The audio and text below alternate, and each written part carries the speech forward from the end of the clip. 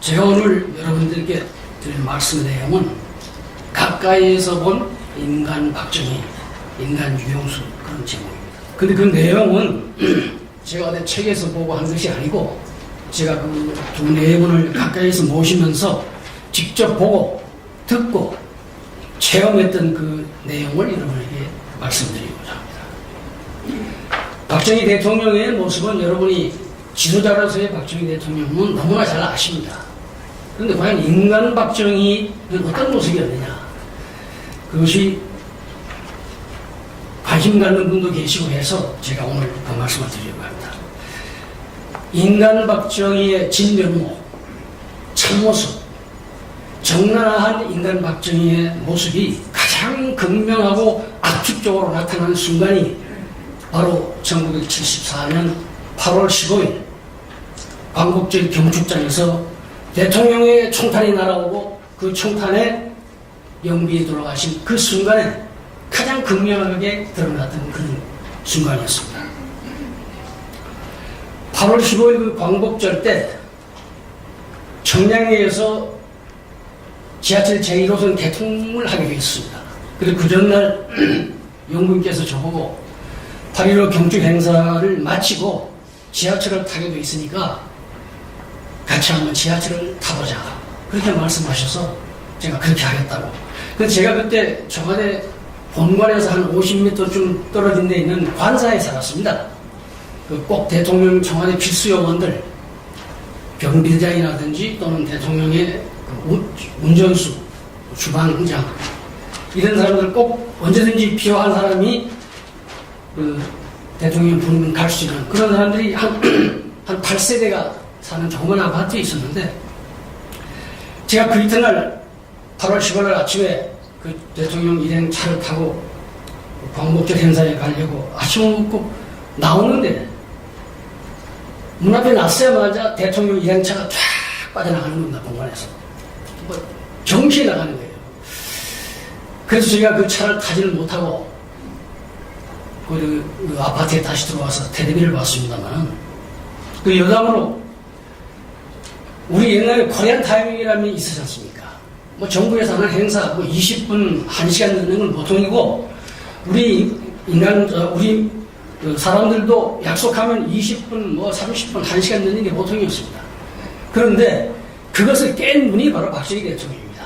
이분은 대통령 되고 나서 무슨 행사 1분이 안 틀립니다. 여러분 기억하실 겁니다. 방송에 무슨 행사 준비한다 그러면 10시면 10시 딱 되면 아나운서가 대통령 가까이 입장하십니다, 그렇게 했던 분입니다. 그러니까 그날 또 행사에 뭐 1분 뉴스 안 틀리게 떠나가셔서 제가 못 갔는데, 텔레비를 보고 있다니까 텔레비가 갑자기 탁 꺼져요. 그래서 이게 무슨 일인가, 무슨 방송에 고장이 났나 이렇게 생각하고 있었는데, 부속실 당직 비서관에 전화가 왔습니다. 영부인께서 지금 서울대학교 병원에 가 계시니까 빨리 가자고. 그래서 이 청천벽력 같은 이런 소식을 듣고 제가 서울대학교 병원에 쫓아갔습니다.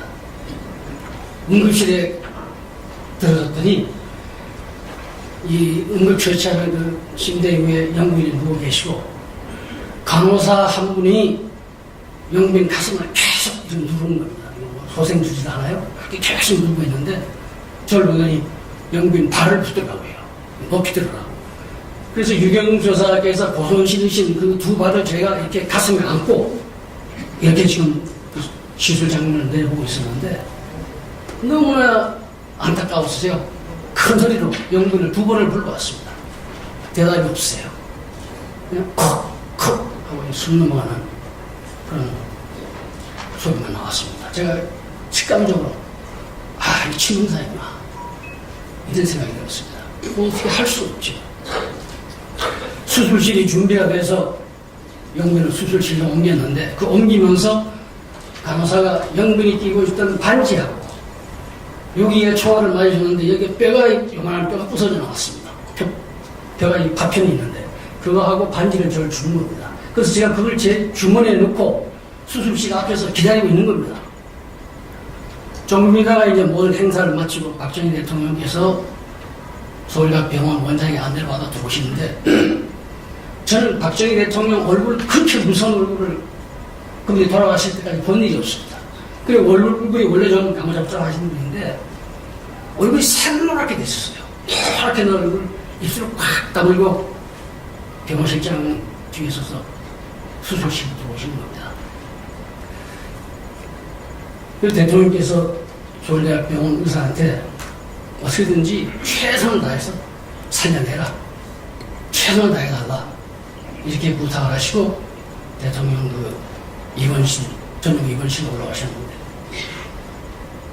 한참 있다가 병원 그 수술실 앞에서 저를 기다리고 있는데 나중에 의사들이 대통령님께 뭐라고 말씀을 드리냐, 가망이 없습니다.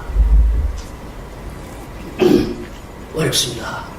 청와대로 들어가셨어요. 근데 그때 비가 쭉쭉 내렸는데 여러분이 아마 기억하실 겁니다만은 그 서울대학 그 병원에서 제가 담장 창문으로 담장을 보니까 하늘하고 담장이 노랗게 변했어요. 오렌지색처럼. 참 이상하다. 어떻게 저렇게 노란 색깔이 될까? 후에 제가 한 얘기입니다만은 마치 영민이가 그날 입으셨던 황금색 옷색깔하고 똑같은 겁니다. 하늘도 돌아가신 저분은 안타고 하시는가 하는 생각이 났었죠. 좀 이따 김종필 총리가 서산농장에서 휴가를 하고 있다가 올라와가지고 신직수 정부부장을 데리고 들어오시더라고요.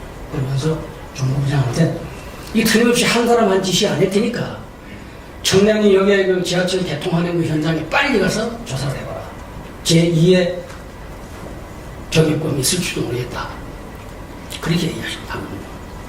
나중에 이제 영면이 결국 운명하셔서 운구를 하는 차를 청와대로 향하는 데가 주위에 제가 이제 차를 타고 따라갔는데 비가 쭉쭉 내립니다.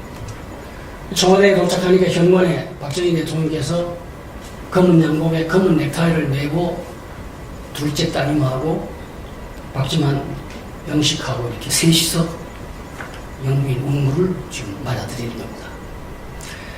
영부인 운구를 영부인 접견실에다가 갖다가 임시로 안치해 놓고 제가 그 앞에 서서 주체할 수 없는 눈물이 쏟아집니다. 그냥 주체할 수 없는 눈물이 쏟아져서 울고 있는데 국무위원들이 들어와서 이제 옆방에서 대통령에게 전부 이렇게 고개를 숙여 조문을 표하고 이러다가 대통령께서 나오시다가 그 영부인 접견실 앞에서 이렇게 서서 울고 있는 저를 보시더니 그냥 와 껴안는 겁니다. 그랬더니 와 대성통곡을 하셨고요. 그게 두세 붙들고 그냥 엉엉 우는 겁니다. 그러니까 국무위원들이 대통령이 대성통곡하는 소리 듣고 다 나와가지고 보니까 대통령이 울고 계시니까 천천히 고개를 숙이고 이렇게 서 있었습니다. 그때 김정일 비서실장이 저를 옆구리를 탁 치면서 각한 모습을 보면 어떡하느냐고. 그래서 대통령은 집무실을 모셨습니다만 그 후에 이제 영부인이 대적인실로 영부인 문구를 옮겼는데 한밤중에 또는 새벽에 박정희 대통령께서 혼자 내려오셔서 그 분향을 하고 때로는 통곡을 하고 때로는 금기기도 하고 그 근무자들 얘기를 야간 근무자들 얘기를 들어보면은 가슴이 아파서 베길 수가 없다는 겁니다. 그렇게 대통령께서 통곡을 하십니다. 그랬던 일이 있습니다. 그 후에 이제 장례식 날 대통령께서 청와대 정문에 서서 경주에서 문구를 떠나보내고 돌아서서 올라오시는데 옆에서 보니까 큰 눈에서 그냥 줄 같은 눈물이 막 떨어지는 거예요. 그렇게 우시는 거예요. 그래 그날의 인간 박정희 그날의 인간 박정희 어떻게 봐야 되겠습니까? 본인에게 총탄이 날라오고 영군이 총을 맞아 실려나가는데 어쩔 줄 몰라가지고 당황해서 우왕좌왕하는 그런 험한 모습을 그거는 보이지 않았었습니다. 차가울 정도로 담대하고 그리고 세심하고 대통령으로서 채통을 지키고 국민들 앞에 내가 연약한 모습을 보여서는 안 되겠다 하는 그 대통령의 책임과 의무가 그걸 철저히 지켰던 분입니다. 그런가 하면은 마음 열리고 인정에 약한 그런 한 인간의 모습도 같이 보였습니다. 대통령께서 연단의 총알이 날아왔을 때 뒤에 앉으면서 제일 첫 번째 하신 말씀이 옆에 경호원들한테 총 쏘지 마라. 이것이 첫 번째 하신 말씀이에요. 만약에 그때 주변의 경호관들이 범인을 향해서 총을 쐈다고 생각해 보십시오. 범인이 맞았겠습니까? 그 밑에 있는 청중들이 맞았겠습니까? 엄청난 인명 피해가 있을 것을 대통령을 본능적으로, 그 순간적으로 그걸 아신 거예요. 그래, 총 쏘지 말아라. 근데 그 후에 그 경호관이 며칠 후에 저보고 얘기를 합니다. 가깝해서 총 쏘지 말라고 그러시더라고요. 그때 저는 그때 벌써 느낀 게, 역시 그분은 그렇게 말씀하실 분이다. 그 후에 그걸 제가 책자에도 소개를 했습니다만은, 얼마 후에 제가 다시 물어봤습니다. 그 경호관한테. 다른 얘기는 녹음이 돼 있는데, 왜 그 총 쏘지 말라는 소리는 녹음이 안 돼 있느냐.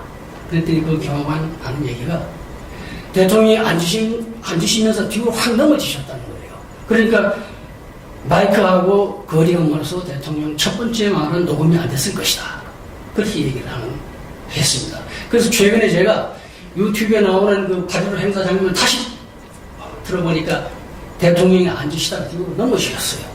그러니까 녹음이 안 됐다. 그런 얘기입니다. 그 다음에 대통령께서 연설을 계속 하셨습니다. 총알이 날아오는데 누가 제2, 제3의 범인이 있는지도 모르는 그런 상황에서 대통령이 행사를 취소하고 다른 사람에게 대독시키고 행사를 중단하고 가겠다. 대통령이 그 상황에서 떠난다고 해서 누가 뭐라고 욕하겠습니까? 당연하다고 생각했겠죠. 그러나 대통령은 그렇게 안 했습니다. 자기가 읽다가 중단한 그 연설을 정확하게 찾아가지고 그때부터 다시 연설을 했습니다. 그러고 연설을 마치고 나가시면서 유경수 여사가 실려가면서 두고 간 핸드백, 고무신, 이걸 직접 대통령께서 들고 나오셨어요. 이것을 봤던, 그 당시 텔레비전 중계를 봤던 여성들이 얼마나 울었는지 아십니까? 대통령이 저런 모습을. 그러고 나서 대통령께서 2층에 있는 리셉션장에 올라가서 해외 동포들, 유공자들 다 만나보시고 그렇게 하고 서울대학병원 오셨습니다.